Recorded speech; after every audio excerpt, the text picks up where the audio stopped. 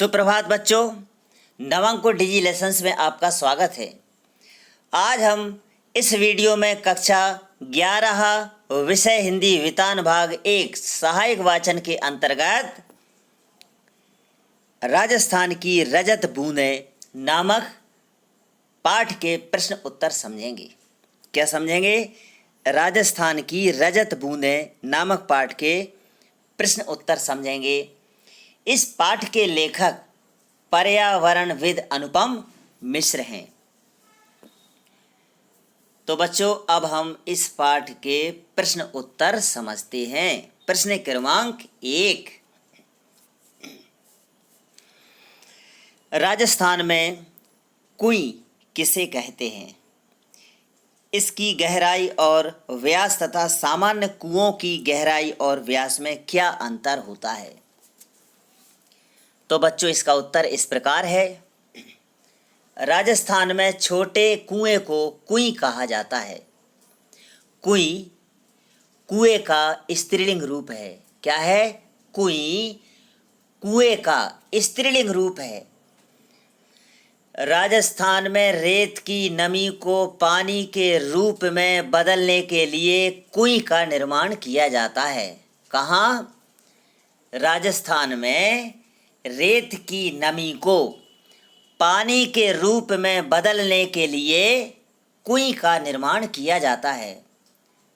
राजस्थान की मरुभूमि पर जहाँ खड़िया पत्थर की पट्टी पाई जाती है, वहाँ लगभग 4-5 हाथ के व्यास की जगह को 30-35 हाथ से लेकर 60-65 हाथ तक की गहराई तक खोदा जाता है। खुदाई के साथ साथ चिनाई भी की जाती है। इस कुई के माध्यम से पीने योग्य पानी प्राप्त किया जाता है। राजस्थान में इसी को कुई कहा जाता है। कुई का घेरा बहुत संकरा होता है और कुएं का घेरा बहुत बड़ा होता है। कुई और सामान्य कुओं की गहराई तो लगभग समान होती है। मतलब कुई और कुओं की गहराई कैसी होती है? लगभग समान होती है, किंतु व्यास में दोनों असमान होते हैं। दोनों में बहुत अंतर होता है। कुई का व्यास लगभग 4-5 हाथ होता है, वहीं सामान्य कुओं का व्यास लगभग 15-20 हाथ होता है। तो बच्चों, अब हम प्रश्न क्रमांक 2 समझते हैं। 2 क्या है? दिनों दिन बढ़ती पानी की समस्या से निपटने में यह पाठ आपकी कैसे मदद कर सकता है तथा देश के अन्य राज्यों में इसके लिए क्या उपाय हो रहे हैं, जानें और लिखें। तो बच्चों, इसका उत्तर इस प्रकार है। दिनों दिन पानी की समस्या बढ़ती ही जा रही है। हमें इस पाठ से पानी की समस्या से निपटने में यह सहायता मिलती है कि किस तरह हमें वर्षा के जल को संग्रह करने और उसे प्राप्त करने के लिए उपाय करना चाहिए। किस तरह उपाय करना चाहिए? यह पाठ हमें वर्षा के जल को एकत्रित करने और उसका उचित तथा कुशल प्रबंधन करने की शिक्षा प्रदान करता है। पाठ में बताया गया है कि किस तरह पानी की एक एक बूंद का संग्रह किया जाता है, किस तरह पानी का उपयोग किया जाता है। हमें कभी भी पानी को व्यर्थ बर्बाद नहीं करना चाहिए। राजस्थान के कुछ क्षेत्रों में जहाँ खड़िया पत्थर की पट्टी पाई जाती है, कहाँ? जहाँ खड़िया पत्थर की पट्टी पाई जाती है, वहाँ पीने योग्य पानी को प्राप्त करने के लिए कुई का निर्माण किया जाता है। तो हमें भी पानी की समस्या से निपटने के लिए एवं जल स्तर को बनाए रखने के लिए वर्षा के जल को एकत्रित करना चाहिए और उचित प्रबंध करना चाहिए। जैसे कुओं का निर्माण, कच्चे एवं पक्के तालाबों का निर्माण, पोखरों का निर्माण, तथा बांध आदि का निर्माण। हमें वर्षा के पानी को संग्रह करने के लिए लघु एवं नवीन प्रयासों पर भी बल देना चाहिए। प्रत्येक घर में छत एवं आंगन के पानी को एक जगह इकट्ठा करने का उचित प्रबंध करना चाहिए। हमें वाटर हार्वेस्टिंग का निर्माण भी करना चाहिए। सोखते गड्ढों का निर्माण भी करना चाहिए। पेड़ लगाना चाहिए। खेतों में मेड़ या पार का निर्माण भी करना चाहिए। देश के कई राज्यों में भी इसी तरह के उपाय किए जा रहे हैं। वर्षा के जल को कुओं, तालाबों और बांधों के माध्यम से संग्रह किया जा रहा है, जिससे पानी की समस्या से छुटकारा मिल सके। अब हम प्रश्न क्रमांक 3 समझते हैं। प्रश्न क्रमांक 3 क्या है? चेजारों के साथ गांव समाज के व्यवहार में पहले की तुलना में आज क्या अंतर आया है या क्या फर्क आया है, पाठ के आधार पर बताइए।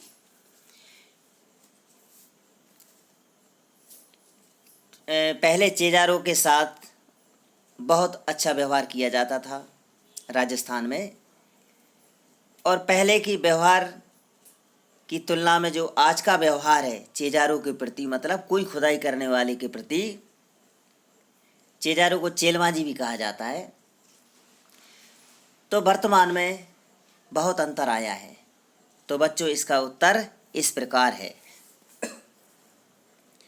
राजस्थान में ग्रामीण समाज के लोग कुएं की खुदाई करने वाले चेजारों का काम प्रारंभ करने के पहले दिन से ही उसका बहुत अधिक ध्यान रखते थे।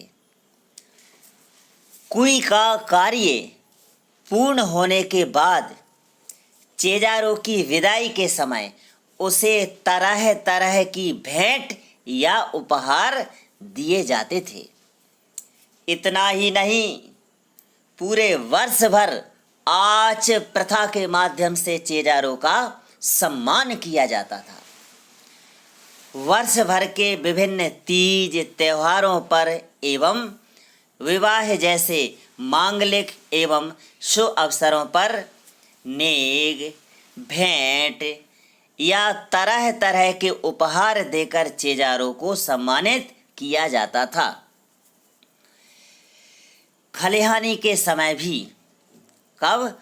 खलिहानी के समय भी चेजारों के नाम से अनाज का अलग से एक ढेर लगा दिया जाता था, जिसे चेजारों ही प्राप्त करता था। इस तरह चेजारों को बहुत मान सम्मान दिया जाता था।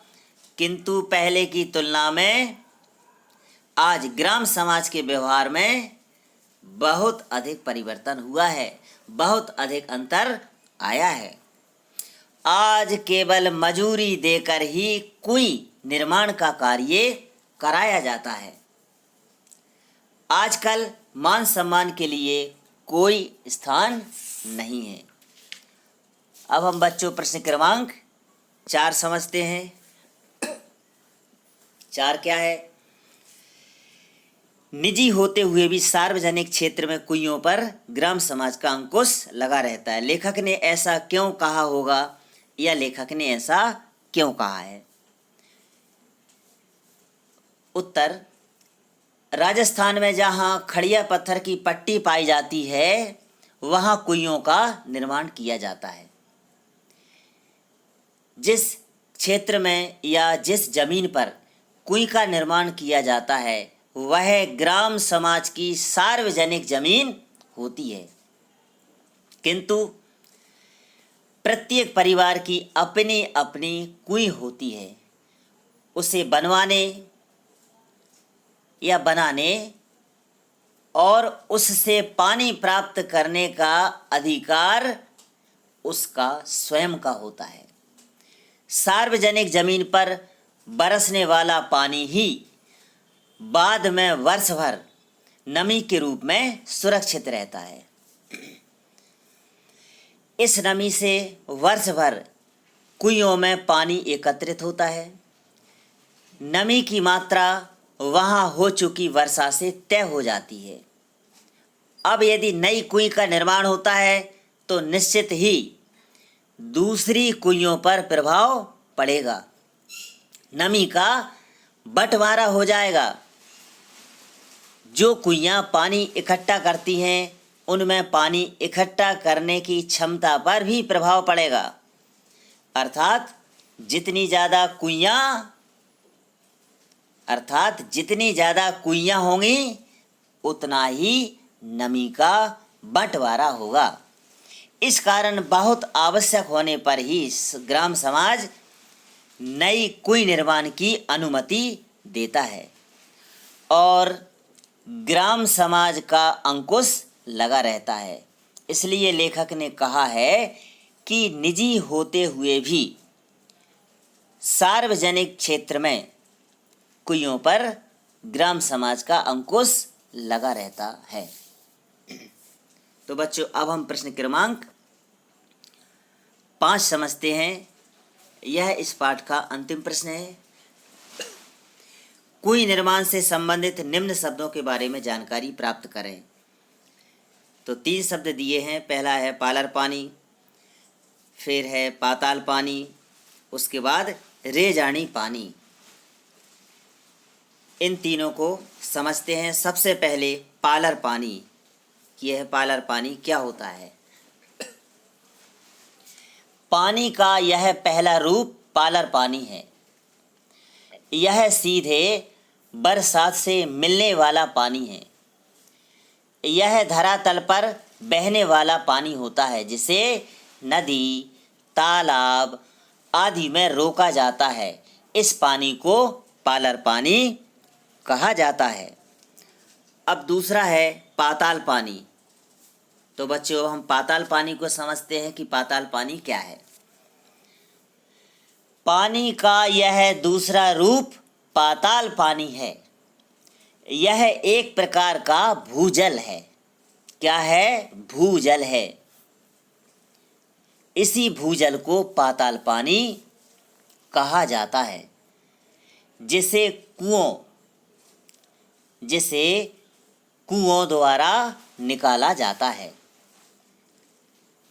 अब अगला है रेजानी पानी। रेजानी पानी क्या है? पानी का तीसरा रूप रेजानी पानी है।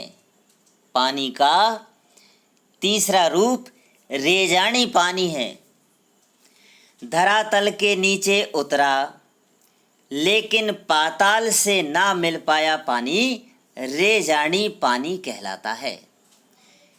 इस पानी को राजस्थान में जहाँ खड़िया पत्थर की पट्टी पाई जाती है वहाँ कुएं के माध्यम से या कुएं के द्वारा प्राप्त किया जाता है। इस पानी को जहाँ खड़िया पत्थर की पट्टी पाई जाती है वहाँ कुएं के द्वारा प्राप्त किया जाता है। तो बच्चों, इस पाठ के प्रश्नोत्तर यही समाप्त होते हैं। धन्यवाद।